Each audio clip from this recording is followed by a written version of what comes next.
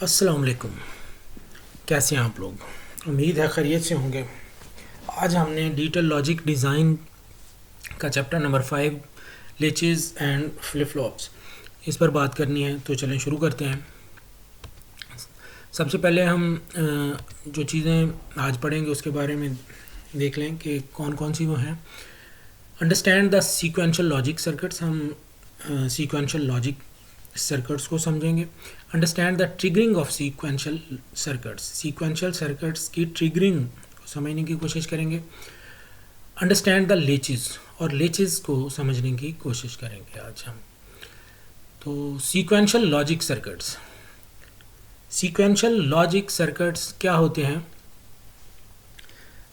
इससे पहले हमने कॉम्बिनेशनल लॉजिक सर्किट्स के बारे में पढ़ा था। कॉम्बिनेशनल लॉजिक सर्किट्स जो हैं वो गेट्स पर मुश्तमिल होते हैं और इनमें कोई भी याददाश्त का एलिमेंट नहीं होता है। लेकिन सीक्वेंशियल लॉजिक सर्किट्स ये कॉम्बिनेशनल लॉजिक सर्किट्स और मेमोरी एलिमेंट्स पर मुश्तमिल होते हैं और इनमें फीडबैक सर्किट भी होता है जो कि साबका इनपुट्स को भी अपने अंदर महफूज रखता है और याद रखता है और उन को मद्देनज़र रख के आउटपुट को फ्राहम करता है। तो सीक्वेंशियल सर्किट्स जो हैं ये दो तरह के होते हैं। एक होते हैं सीक्वेंशियल सिंक्रोनाइज्ड सर्किट। ये सिंक्रोनस सर्किट्स ऐसे सर्किट्स होते हैं कि जो क्लॉक पल्स पर जिनका इन्हिसार होता है। यानी अगर इनमें सिंक्रोनस सर्किट्स को आप इनपुट देंगे तो वो तब तक आउटपुट नहीं देंगे जब तक उनको क्लॉक पल्स फ्राहम नहीं की जाएगी। और दूसरे नंबर पर होते हैं सीक्वेंशियल एज सिंक्रोनस सर्किट, यानी गैर सिंक्रोनस सर्किट्स होते हैं और यहाँ पर इनका इन्हिसार इनपुट्स पर होता है। जैसे हम इनपुट को तब्दील करते हैं ये अपनी आउटपुट जो है वो तब्दील कर देते हैं। तो ट्रिगरिंग के बारे में हम देखते हैं, यानी क्लॉक पल्स जिसकी अभी हमने बात की है, तो वो असल में उसको ट्रिगर करना होता है। ये दो तरह की होती है, एक होती है लेवल ट्रिगरिंग और एक होती है एज ट्रिगरिंग। तो लेवल ट्रिगरिंग में हाई लेवल ट्रिगरिंग होती है। हाई लेवल ट्रिगरिंग क्या होती है कि क्लॉक पल्स का उसकी हाई स्टेट जो होती है, यानी जिसको हम 1 भी कहते हैं, जब ये अपने हाई लेवल पर होती है उस वक़्त ये अगर सर्किट को ट्रिगर करवा दे तो ये हाई लेवल ट्रिगरिंग कहलाती है। और लो लेवल ट्रिगरिंग क्या होती है कि अगर ये क्लॉक पल्स के लो लेवल पर किसी सर्किट को ट्रिगर करवाती है तो ये लो लेवल ट्रिगरिंग कहलाएगी। इसी तरह से एज ट्रिगरिंग में पॉजिटिव एज ट्रिगरिंग है। पॉजिटिव एज ट्रिगरिंग क्या है कि क्लॉक पल्स के राइजिंग एज, यानी जब क्लॉक पल्स का वो हिस्सा ये होता है जब ये लो से हाई की तरफ शिफ्ट हो रही होती है, तो इस लम्हे अगर ये किसी सर्किट को ट्रिगर करवाती है तो ये पॉजिटिव एज ट्रिगरिंग कहलाती है। इसी तरह से दूसरी है नेगेटिव एज ट्रिगरिंग। ये क्या होती है कि ये क्लॉक पल्स के ट्रेलिंग एज, यानी जब ये हाई से लो की तरफ जो है ना वो तब्दील हो रही होती है, उस लम्हे अगर ये किसी सर्किट को ट्रिगर करवाए तो ये नेगेटिव एज ट्रिगरिंग कहलाएगी।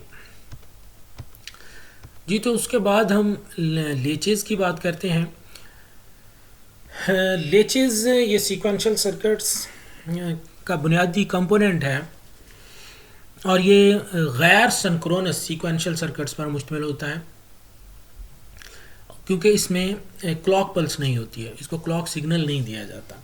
तो ये गेट्स पर मुश्तमिल होती है और ये बाइस्टेबल मल्टी वाइब्रेटर होती है। बाइस्टेबल मतलब इसकी दो स्टेट्स हैं, हाई और लो, तो दोनों में ये मुस्तहकम होती है। जब तक आप इसको इनपुट तब्दील नहीं करते हैं ये तब्दील अपनी आउटपुट को नहीं करेगी। तो लेच की एक मिसाल आरएस लेच है। आरएस लेच इसकी ब्लॉक डायग्राम आपके सामने है। तो इसकी दो इनपुट्स होती हैं और दो ही आउटपुट होती हैं। एक इनपुट एस यानी सेट और दूसरी इनपुट जो है वो आर यानी रीसेट के नाम से होती है। और इसकी दो आउटपुट होती हैं, एक होती है क्यू और एक होती है क्यू कम्प्लीमेंट। क्यू जो है ये नॉर्मल होती है, यानी जो भी क्यू होगी क्यू कंप्लीमेंट उसका उलट मिलना चाहिए। तो इस तरह से ये आर एस लेच होती है।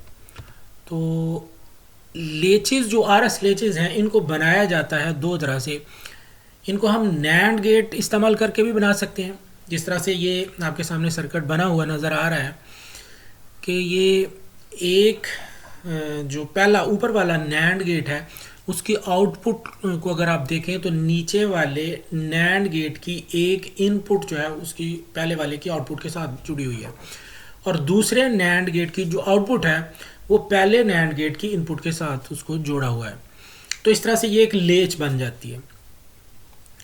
तो अब इसका ट्रूथ टेबल देखें कि ये काम कैसे करेगा सर्किट या लेच कि इसको आर और एस जब हम दोनों को 0 कर देते हैं, लो कर देते हैं, तो इस तरह से इन नैंड गेट की आउटपुट जो है वो दोनों 1 हो जाती हैं, क्योंकि नैंड गेट की डेफिनेशन ये होती है कि ये एक ऐसा लॉजिक सर्किट होता है कि इसकी कोई भी इनपुट अगर 0 हो जाए तो इसकी आउटपुट हमेशा 1 मिलती है। अगर दोनों को 0 कर देंगे आर और एस को तो इसकी दोनों आउटपुट 1 हो जाएंगी, जो कि ममनुआ होती हैं। इसको फॉरबिडन भी कहते हैं, ये ऐसे नहीं होनी चाहिए, इसलिए इस तरह की इनपुट इसको नहीं दी जानी चाहिए। तो अगर हम एस को 1 और आर को 0 कर देते हैं तो जैसे ही आर 0 है तो ऊपर वाला नैंड गेट जो है वो आउटपुट 1 दे देगा। अब क्यू 1 है और एस भी 1 है, तो इस तरह से क्यू डैश जो है या क्यू कम्प्लीमेंट जो है ये 0 देगा। तो ये इस तरह से लेच जो है ये सेट हो जाती है क्योंकि क्यू इसका 1 पर है। अब अगर इसकी हम इनपुट चेंज कर दें, यानी एस को 0 कर दें और आर को 1 कर दें, तो जब एस 0 है तो क्यू डैश जो है ये 1 हो जाएगा, और जब ये 1 है और आर भी 1 है तो क्यू ऊपर वाला जो है वो हो जाएगा 0, क्योंकि दोनों इनपुट इसकी 1 है। तो इस तरह से ये रीसेट हो जाएगी।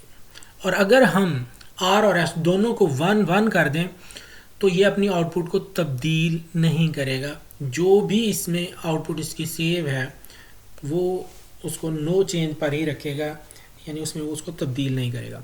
अच्छा, दूसरे तरीके से हम लेच को बना सकते हैं नॉर गेट की मदद से।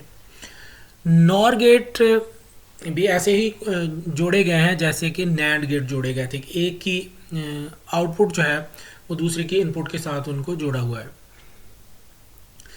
तो इस तरह से नॉर गेट की डेफिनेशन की भी बात कर लेते हैं कि नॉर गेट एक ऐसा लॉजिक सर्किट होता है कि इसकी कोई भी इनपुट अगर 1 हो जाए तो इसकी आउटपुट हमेशा 0 मिलेगी। तो अब ये कैसे काम करेगी लेच? अगर हम आर और एस इनको देखें कि आर को 0 कर लें और एस को 1 कर दें,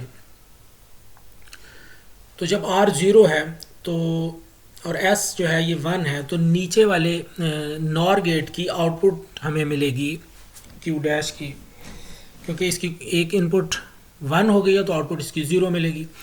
क्यू डैश 0 है, आर भी 0 है, तो इसकी आउटपुट हमें मिलेगी 1। क्यू यानी 1 होगा और क्यू डैश 0 होगा। तो इस तरह से ये लेच जो है ये सेट होगी। और अगर हम इसको आर को 1 कर दें और एस को 0 कर दें, तो जब आर 1 है तो ऊपर वाले नॉर गेट की एक इनपुट 1 हो गई, तो आउटपुट उसकी क्या होगी? आउटपुट उसकी 0 होगी। तो क्यू 0 है, एस भी 0 है, तो नीचे जो क्यू डैश आउटपुट है ये हो जाएगी 1।